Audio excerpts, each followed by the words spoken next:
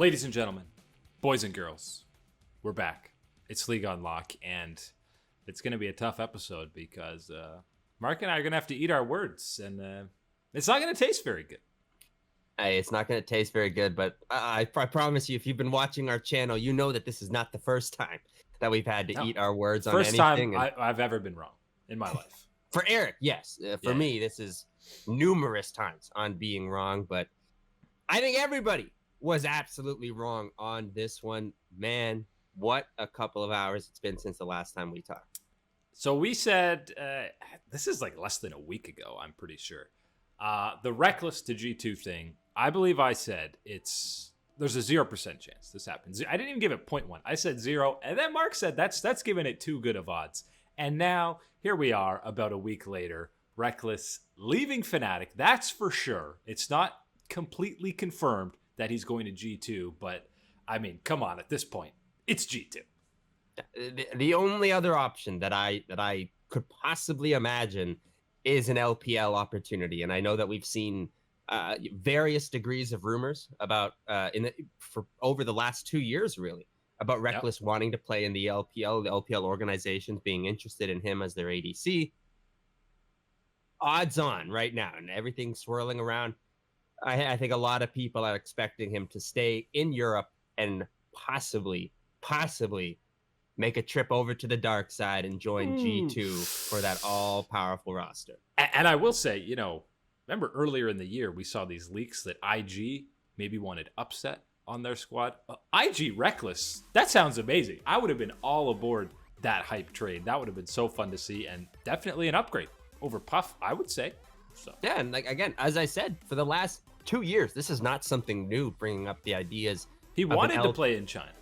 Right. He has said that in interviews before, and we've heard from these Chinese organizations how much they respect him and have seen what he's done in the LEC and think, man, there's no reason why a player of his skill level wouldn't be able to transfer over and try. That certainly is a very real possibility, but I want to focus on the G2 option, staying much in more Europe. likely. Yeah, exactly. That seems to be from most sources, from most rumors, and again, pretty much almost everybody was wrong about this one. But those sources that were saying, hey, this isn't a done deal, maybe looking at for some of these type of things, they're the ones pointing towards the G2 roster. And it's obviously absolutely insane now, this offseason. The two faces of the LEC and the rivalry in the Perks versus Rekkles. When Perks role swapped, it was like, now I can actually go head-to-head against this guy. Perks is off of his team that he helped build, was the main pillar building it there, and Rekkles carried over the Expeke era and quickly became the face of Fnatic. He won 3 MVPs with them, 4 LEC titles, went to a World Finals. He only missed getting out of groups with Fnatic once, and that was way back in 2014. It's insane that he will not be in a Fnatic jersey next year. I just assumed he would retire with them. So seeing him in a, of all things, G2 jersey, that's going to take about 2 years for me to get used to. It's just so much, and it's not really about anything that G2 did, and as far as in the rivalry about disrespecting Rekkles or anything of that nature. It was just about how fierce of a competition it was between G2 and Fnatic, that every single time anything that mattered in the LEC seemed to almost always come down to G2 and Fnatic within the last couple of years, and especially with the attitude that G2 has had in contrast to what has been with really the Rekkles, kind of captain Fnatic rosters. It is incredible to see him switch sides if that's going to be the case. Even leaving Fnatic in the first place in that part of that discussion is incredible and unexpected from a lot of people. And the Fnatic organization and management has come out to say, look, we offered as much as we could. We possibly could. And I have full belief that as much as they possibly could was literally a blank check, was as much as we want you to come back, whatever you want. You're Rekkles. You're coming back to Fnatic. That's how it's going to work.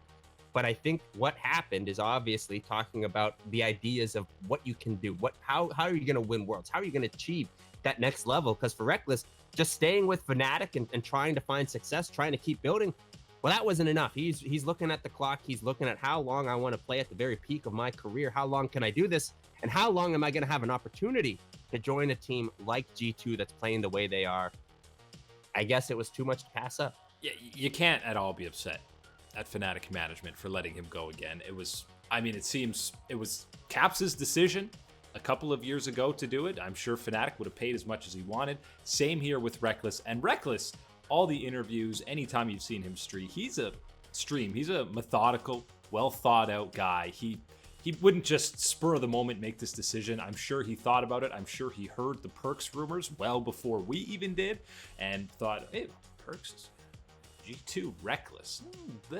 He's talked. He wants to win Worlds. He doesn't want to retire until he wins a World Championship. And I'm sure he weighed, wow, if I go onto this G2 roster, that's a pretty insane team. And it's almost a lock to get to the finals in the LEC with this roster.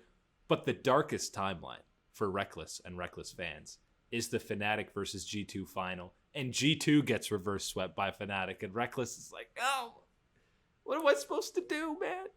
Hey, we've seen this happen. We've seen it happen in North America. Hey, remember when Double Lift got beaten by Stixxay? Oh, what happened with that situation? We've seen greats go up against and not being able to get it when they've switched rosters. One of the things that I want to talk about importantly with Rekkles and Fnatic is think of the last, year and a half to even 2 years of what we've seen in the League of Legends space and with the storied, historic players and what has been happening with them. Well, you had Score in the LCK. He's off to military service. The guy that's been there from the very beginning no longer played. Sneaky in North America with Cloud9. That's when a lot of people have kind of forgotten in these greats, notable players retiring. Hey, Sneaky's not retired. He's still available to be called upon, but he's not playing on a starting roster right now, out of the spotlight. And then you start to get to the ones that we've talked about. You have Uzi stepping away from the stage. You got Bjergsen stepping down to be a head coach. These type of moves, these are your peers. These are the guys that you've seen not only as your friends, but as where you stack up internationally, competing, where are you ranking in international popularity and all these other type of things with these big greats, these icons in the scene. And Rekkles has seen all of them go to the wayside, either retire, move on to different things, move into a different role, be passed over. These type of things, it comes to mind to thinking that maybe after this year with Fnatic and seeing the opportunity and what else is changing with the LEC, to say, this is my only and last chance to make this type of move, to have this type of control on my career and make this change for me and my chance to win. And that's what I'm seeing with an opportunity on G2. Rekkles played in IPL 5, guys. That's how long Rekkles has been playing. I know he was, 16 years old at that event, but that's years, that's pre-LCS era that we're talking about. So yeah, you mentioned guys like Uzi, like Sneaky, like Score, who have been around almost as long as the competitive scene has been as developed as it is now. And Rekkles is absolutely there as well. And so now you look at this G2 roster, right? And obviously, even if Perks had stayed, you run back the roster again. Huge favorites to win their 5th split in a row. Now it's like, if these guys don't win the split, it's whoa. And you can say, oh, the personality clash. Rekkles, G2 is all about trash talking. Rekkles doesn't trash talk. He's so modest. He's so humble. But keep in mind, coming into the squad, he's obviously friends with Caps. They got along well on Fnatic despite how things ended. And Mickey, we've heard, is a guy he wanted to join Fnatic way back in 2016. So immediately he has these two relationships on this squad. Everybody likes Yankos, and Wonder is playing World of Warcraft anyways. So he doesn't really bother anybody on that team.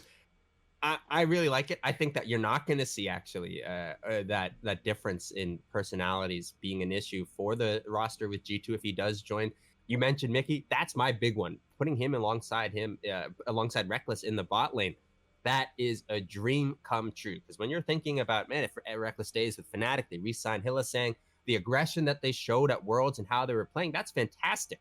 But what more so fits Rekkles' style? What would accompany him better is someone like Mickey, a little bit more responsible, how he is able to play, and some of the things that he's able to do in lane.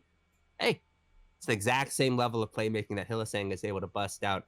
I think just a little bit safe, a little bit less chance of the Hyliant coming through from Mickey. I like that for someone like Rekkles alongside him.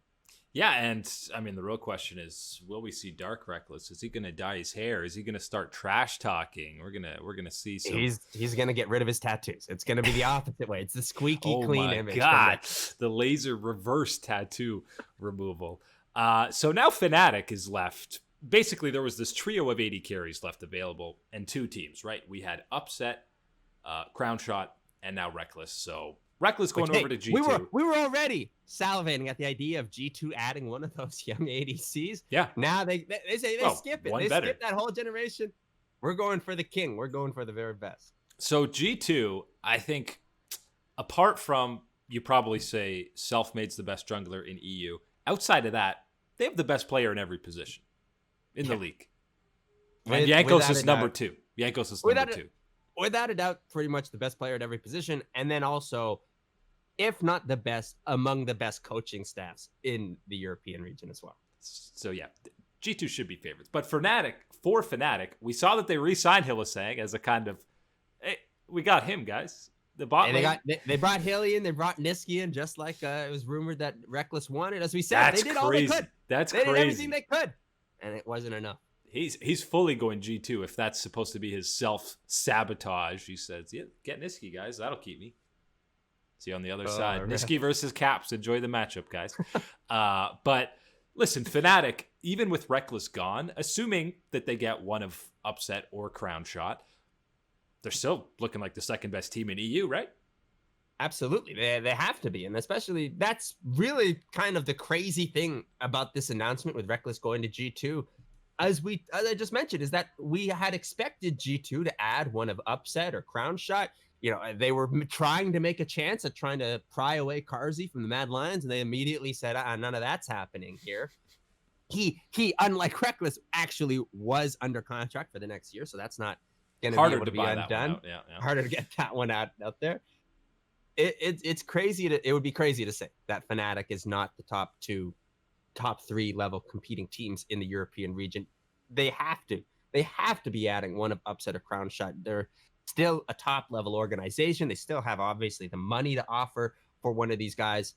And of course, the playing environment, the opportunity that's still there, it's still extremely high, still very good opportunity. And I would love to see one of those two find a spot on Fnatic. The question is now, which one? Because with Rekkles gone, I feel like Selfmade is your biggest star right now. And you imagine Selfmade would probably rather play with Crown Shot. So you listen to him? Yeah, I think that's what you do. I think that, especially given a year that you've moved on from Nemesis in the mid lane as far as with Selfmade, I think as far as trying to replace Rekkles, you're not going to get a Rekkles. That's just there's one Rekkles. Even if Upset is fantastic and you love Upset, he's not Rekkles. He's Upset, right? That's the way it works. I think you bring in Crown Shot because of that extra addition. Whereas, look, you're already having to make a change. You're already having to add an ADC. Whatever you want to chalk up the difference in ability to Upset and Crown Shot, whichever one you prefer, because I know that there are people on both sides of that coin. Whichever one you prefer, I'm taking the added bonus that comes with Crown Shot, added thing that you don't have to worry about, at least with one other member of the team, about generating that synergy. If Fnatic still makes this rivalry competitive, chalk it up to another fantastic chapter in the greatest rivalry that we have in League of Legends right now. So from one iconic AD carry in EU to an iconic AD carry in North America, Jacob Wolf talking about some potential issues that might be arising in TSM and the deal specifically that they have with EG, because they had a verbal agreement where Huni is leaving EG to go to TSM. We already talked about that. And Lost is leaving TSM Academy to start on EG. And a lot of that kind of, we're talking about Sword Art also coming over from Suning.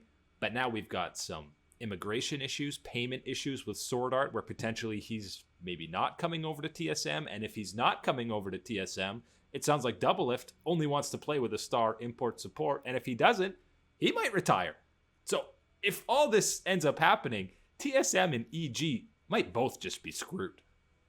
This is really where we start to get into crazy land, because what we saw with just this past year with Broxa and Team Liquid was really kind of a lot of people's first introduction in the esports scene to seeing what had happened in the last couple of years with the U.S. immigration policy, how it changed towards getting these P1 visas for our esport athletes to get them into the United States and signing these contracts. It had changed. So we're obviously... And now you throw COVID in too. You've got COVID in the mix. And then even considering that, if there's going to be a change in the U.S. administration, that's not happening until January and February. So that's after the point of when something would have to be made official for Sword Art to come over with TSM. So that's that situation. And then secondly, you got taxes. Taxes, my man, that is a big one. I know a lot of people don't want to talk about it, don't want to deal with taxes. And you know what? Sword Art is one of those people that won't want to deal with taxes, because if he signs with TSM, it's estimated that it would actually be double the amount of taxes that you'd have to pay. Ends up being would work out to be almost half of what his deal with TSM would be. You better be paying him a lot, TSM. Exactly. So you're talking about for the TSM side now, well, oh my goodness. Not only do we need to pay enough money to get Sword Art in the first place, but now we might need to pay extra in order to even get him to still consider it, given the way the taxes are, given the way immigration is and everything else. It is a nightmare situation, it seems, for TSM. And this has been a nightmare year that outside of a small sliver of brightness, small sliver of an NA trophy, it's been a dark year for TSM. But if all these deals fall through, like Double Lift, let's say he says, oh, we're not getting Sword Art. I don't want to run it back. Bjergsen, him leaving, it's kind of killed my motivation. I'm out. And then TSM goes, okay, Lost, we're going to keep you, actually, because we need you to start. And then EG says, okay, so we still have Huni, but we're signing Impact. We're getting Huni AD carry, Mark. Buckle up. Huni AD carry for EG 2021. Can't wait. Hey, people were even talking about that could be a possibility for TSM. Is that they might have to go with the Huni role swap ADC, which, you know what? Not the first and not the last time that we're going to hear about a Huni possibility role swap in his career. It's crazy. It's really crazy, because if that's the way it works out, in this hypothetical situation, well, even then, are you sticking with Biofrost as your support? Or are you looking at adding Zazel, who was recently released from the Evil Geniuses? There's a lot of things that can be going on with this TSM roster now, and for it to be in this much flux right now, after hearing about these rumors, and to get to this point after Worlds and still be in flux like this, that's just that's not really. And I don't want people to take that as an indication on, man, what a mess TSM is. They suck. That's TSM falling victim into a lot of things, but especially compounded by what has gone on this year. And even further than that, if all this does end up playing out in the next few days, I don't think Power of Evil has actually signed a deal. It's all been verbal agreements. If he sees this going on, maybe he goes, oh, never mind. Good luck, guys. I understand that point of view, and that's possible. But this is also the Power of Evil that's stuck through CLG and stuck through optics management and actually thrived in some of those situations. He can just look at it and say, you know what? I'll just suffer here and then get paid again. Another squad. He's almost become a mercenary in the LCS. He's just guaranteed to, except for CLG, get your team to playoffs. People joked it was PoE, and then they put the European pound symbol there at the end of it to make it to the money coming through. But hey, he's a mercenary. He's stepping through, collecting those paychecks. I hope he can collect a nice TSM paycheck. And just remember all these the rumors that Travis talked about, the changes to the LCS format. So you're not just going to have, it's the spring split, we'll figure it out. It's the one split, guys. If you start 0-7, tough sledding the rest of the way. Yeah, absolutely. This is not the year to be behind the 8 ball, especially in free agency, let alone where it looks like they'll be behind heading towards the beginning of the season. We'll see right now how the rest of the offseason plays out. But for now, I think the clear 2 winners of the offseason from NA and EU respectively are Cloud9 and G2, because they each got a face of the LEC joining their squad, which probably pretty good for 2021. Hey, nobody has done better this offseason. You can spread it all across the world, unless we get a nice big Chovy bomb coming through from Jacob Wolf anytime soon.